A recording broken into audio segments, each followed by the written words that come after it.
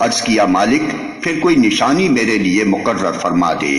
کہا نشانی یہ ہے کہ تم 3 دن تک لوگوں سے اشارے کے سوا کوئی بات چیت نہ کرو گے یا نہ کر سکو گے۔ اس دوران میں اپنے رب کو بہت یاد کرنا اور صبح و شام اس کی تسبیح کرتے رہنا۔ پھر وہ وقت آیا جب مریم سے فرشتوں نے آ کر کہا اے مریم اللہ نے تجھے برگزیدہ کیا اور پاکیزگی عطا کی اور تمام دنیا کی عورتوں پر تجھ کو ترجیح دے کر اپنی خدمت کے لیے چن لیا۔ اے مریم اپنے رب کی تابع فرمان بن کر رہ، اس کے آگے سر و سجود ہو، اور جو بندے اس کے حضور جھکنے والے ہیں ان کے ساتھ تو بھی جھک جا۔ اے محمد یہ غیب کی خبریں ہیں جو ہم تم کو وحی کے ذریعے سے بتا رہے ہیں، ورنہ تم اس وقت وہاں موجود نہ تھے جب ہیکل کے خادم یہ فیصلہ کرنے کے لیے کہ مریم کا سرپرست کون ہو اپنے اپنے قلم پھینک رہے تھے، اور نہ تم اس وقت حاضر تھے جب ان کے درمیان جھگڑا برپا تھا۔ اور جب فرشتوں نے کہا اے مریم اللہ تجھے اپنے ایک فرمان کی خوشخبری دیتا ہے، اس کا نام مسیح عیسیٰ ابن مریم ہوگا، دنیا اور آخرت میں معزز ہوگا، اللہ کے مقرب بندوں میں شمار کیا جائے گا، لوگوں سے گہوارے میں بھی کلام کرے گا اور بڑی عمر کو پہنچ کر بھی، اور وہ ایک مرد صالح ہوگا۔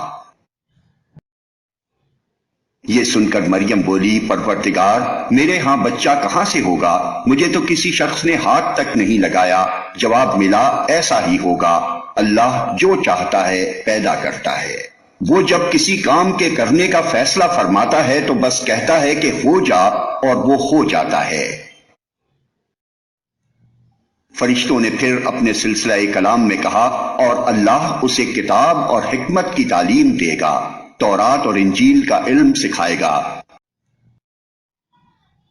اور بنی اسرائیل کی طرف اپنا رسول مقرر کرے گا۔ اور جب وہ بحیثیت رسول بنی اسرائیل کے پاس آیا تو اس نے کہا میں تمہارے رب کی طرف سے تمہارے پاس نشانی لے کر آیا ہوں، میں تمہارے سامنے مٹی سے پرندے کی صورت کا ایک مجسمہ بناتا ہوں اور اس میں پھونک مارتا ہوں، وہ اللہ کے حکم سے پرندہ بن جاتا ہے۔